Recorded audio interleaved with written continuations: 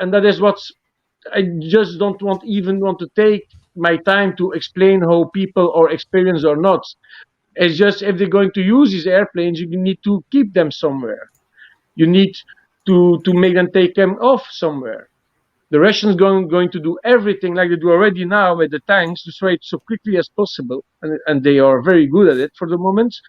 Don't forget, they have a very good artilleryman. The helicopter pilots of the Russians are very good. You're also using the felons behind the line with the shooting down airplanes with that.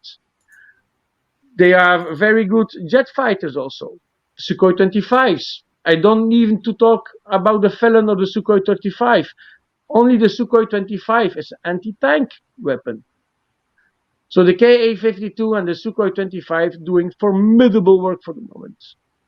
So if the moment they're going to track the F-16s, say, you're at this airbase, Russian have a lot of different type of missiles.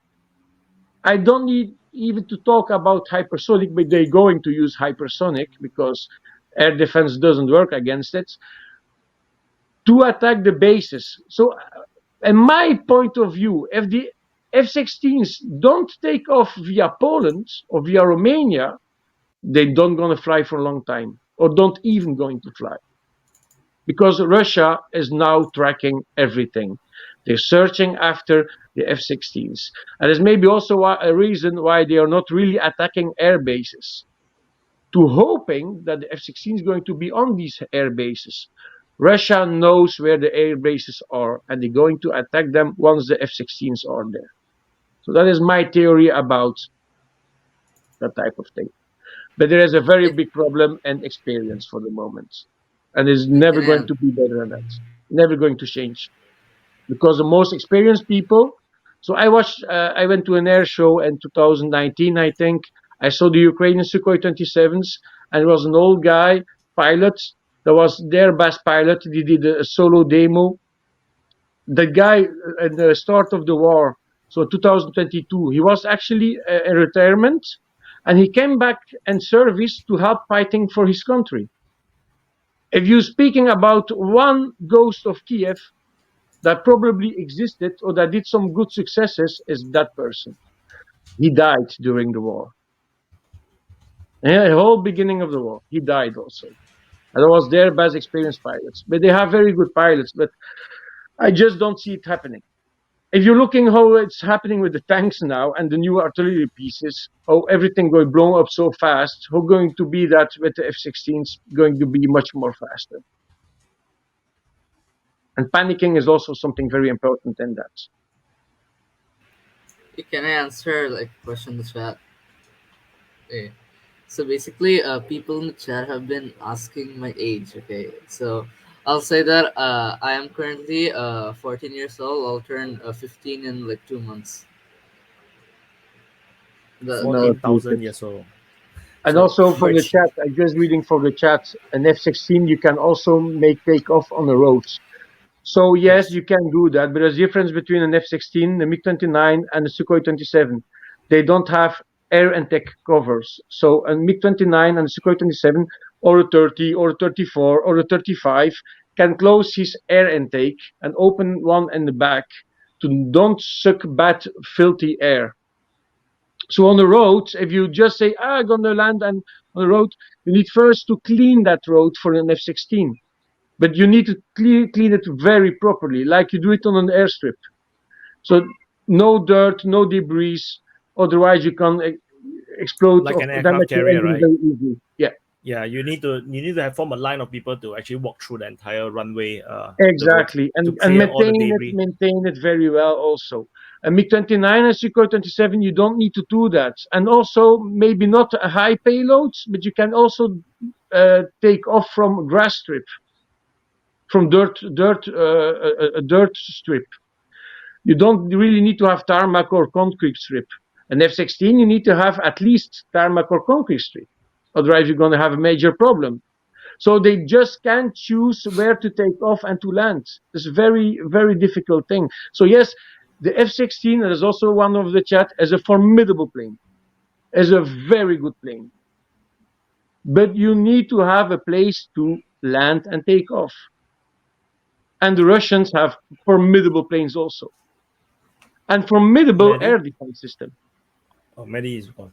So, because Singapore also have F-16s, so but F-16 is a very good fighter. But the main thing is that it's still just a normal fighter jet. It's not like it's not like some super plane. It's not F-22.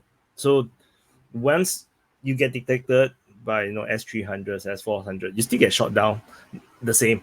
If you get detected by the Sukhoi 57 and then it sends as the Sukhoi 35 at you, fire a long range air-to-air missile where your MRAMs can't even hit the target, can't even track the target, you still get shot down. So no, I don't think the Western aircraft have a long range missile right now. I think the MRAM is still not long enough, right? So I think there is still a disadvantage. They're going to carry the Storm Shadows. So they're really using the F-16s as for carrying the Storm Shadows. That's going to be the main purpose of that plane. Because Storm Shadows only can be launched by air, not by ground. So they're going to be using that more they're for not going that. to try and turn these pilots into dogfights with Russian pilots. I mean, that's not, they're not going to do that. That would be. I don't think insane. we have dogfighting in the modern age. I don't think aircraft don't have a chance to actually merge. Missiles are all fired from so long away, and they are trying to avoid surface-to-air missiles. So yeah, very hard, I think.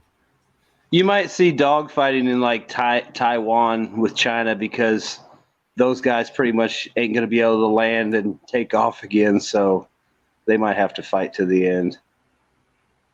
I'm just saying, I mean, I would imagine if that came to that, China's going to hit all those airfields. So whoever got in the air first, enjoy your one-way ticket. Dogfighting is